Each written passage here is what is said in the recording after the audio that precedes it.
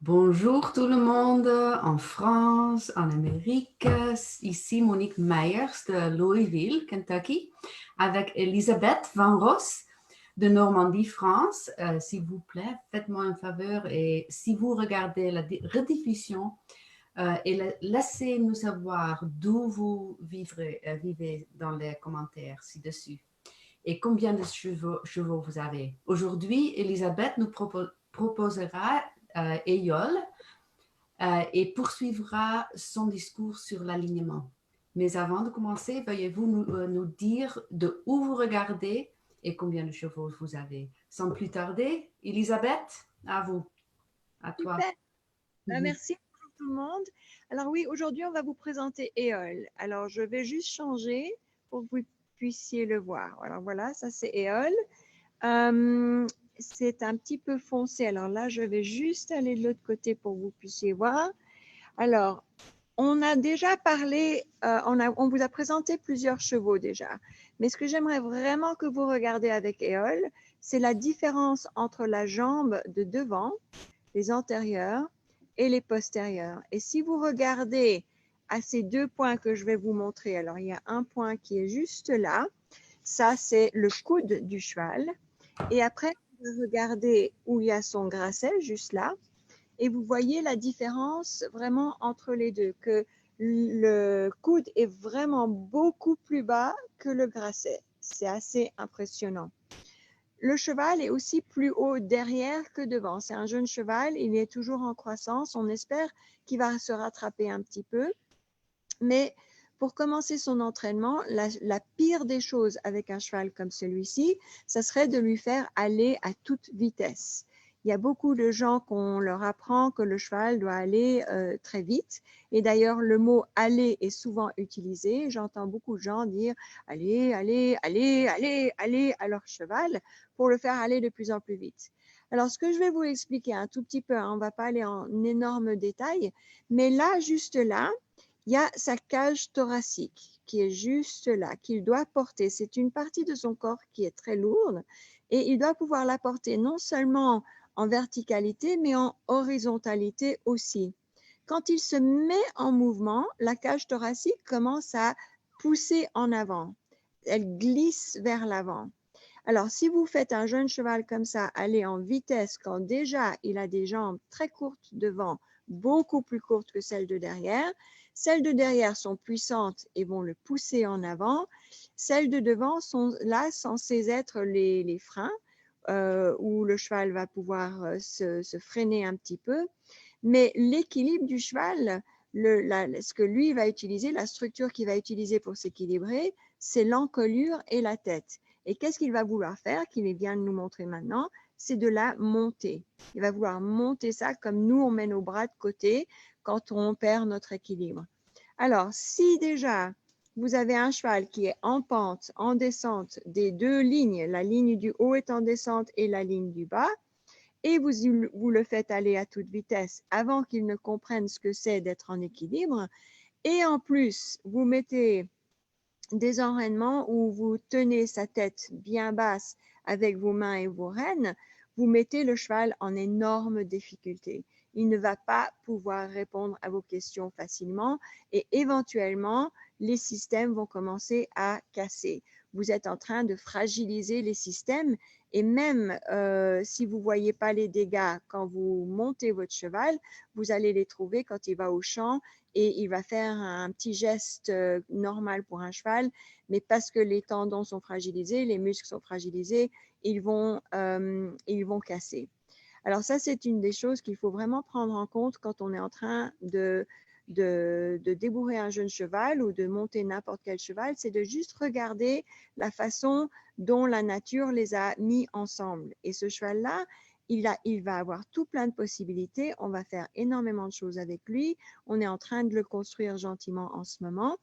Mais on prend en compte le fait qu'il a certaines choses que la nature lui a données on doit vraiment réfléchir avant qu'on les utilise et on les casse. Maintenant, on va regarder encore une fois. Alors, ça, c'est déjà pas mal de choses à considérer. La dernière fois, on avait parlé d'avoir un cheval. Je vais juste changer de vue, comme ça vous pouvez me revoir un petit peu. Voilà. Alors, la dernière fois, on avait parlé du fait que vous alliez essayer de longer votre cheval pour voir s'il vous tombe dessus ou s'il s'écarte sur la longe. Mais maintenant, on va revoir sur le cheval parce qu'on avait vu l'alignement du cheval sur un dessin.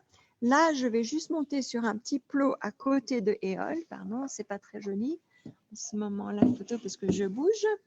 Alors, on va regarder gentiment le dos de Éole. Alors, je vais rechanger la vue. Voilà. Alors là, on voit le garrot. Et là, on voit, c'est peut-être un petit peu trop foncé. Je vais peut-être devoir aller de l'autre côté. Attendez juste une seconde. Je reviens dans une minute. On va aller de l'autre côté du cheval. Voilà. Voilà. Très professionnel. Voilà. Ok, voilà, on voit beaucoup mieux maintenant. Alors là, on voit la croupe juste là. C'est un des points. C'est où les tubaires sacrales se retrouvent par-dessus le sacrum. Là, on voit bien son garrot, ça c'est facile à voir. Et bien sûr, entre ces deux oreilles, il y a l'occiput. Ça, c'est où le crâne se rattache au cervical. Ces 3 points sont vos 3 points d'alignement. La plupart des cavaliers, ce qu'ils essayent de faire quand ils sentent que le cheval n'est plus en ce que vous appelez rectitude, ce que nous on appelle alignement, ils essayent de gérer la tête et le derrière séparément. Alors, ils essayent de gérer le derrière du cheval avec leurs jambes, ils essayent de gérer la tête du cheval avec leurs rênes et ils oublient un tout petit peu ce qui se passe avec les épaules. Mais pourtant, c'est les épaules les plus importantes parce que c'est les épaules qui sont attachées aux pieds de devant et c'est où le cheval place ses pieds qui est le plus important. Alors, nous, on apprend à nos cavaliers comment realigner le point du milieu au point des extrémités. Il devient un petit peu impatient, il est quand même jeune ce cheval et on ne l'a pas encore travaillé. Alors, ce gros garrot que vous voyez là, c'est le point le plus facile à realigner. Et quand on le fait en longe, c'est simplement chaque fois que le cheval vient vers nous, on le repousse en prenant un pas vers lui et après on se retire de lui pour qu'il puisse continuer son chemin, mais cette fois avec les épaules de nouveau au milieu des extrémités. Alors, on va vous laisser avec ça pour aujourd'hui parce que c'est déjà pas mal d'informations et on essaie de vous donner de l'information un petit peu à la fois. Mais maintenant, quand vous allez longer vos chevaux, vous allez pouvoir regarder. Je vais revenir à moi là, comme ça on peut se parler. Voilà. Vous allez regarder un petit peu avec plus d'intérêt où sont les épaules de votre cheval. Est-ce que quand il arrive vers vous, est-ce que vous arrivez à voir que la tête vient de tourner vers l'extérieur et que les épaules tombent vers l'intérieur et vice-versa. Si tout d'un coup, vous voyez que le cheval s'écarte de vous, c'est parce que sa tête maintenant est à l'intérieur et il a passé son poids sur l'extérieur. Déjà, ces petites choses-là, ça va vous apprendre comment on aligne les 3 points d'alignement et on vous montrera ça plus tard dans une leçon avec Julia où vous verrez ça avec Julia et le cheval qui travaillent ensemble. OK, alors c'est tout pour aujourd'hui. It's all for today. So there you go, Monique. Thank you so much, Elizabeth. That was amazing. And I have to say, my French is improving leaps and bounds.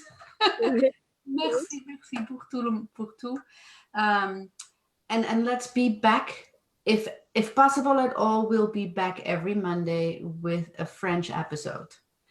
D'accord. Alors, juste pour vous dire, si vous ne comprenez pas l'anglais, qu'on sera là tous les lundis, normalement, avec un épisode ou avec un cheval ou en théorie ou avec une leçon qu'on va vous montrer avec un des cavaliers qui travaille avec un de nos chevaux. OK? Et si vous avez des questions, s'il vous plaît, mettre-les dans les commentaires en dessous de ce vidéo et on va essayer de vous répondre. De vous répondre. Au revoir tout le monde. À la prochaine. À la prochaine.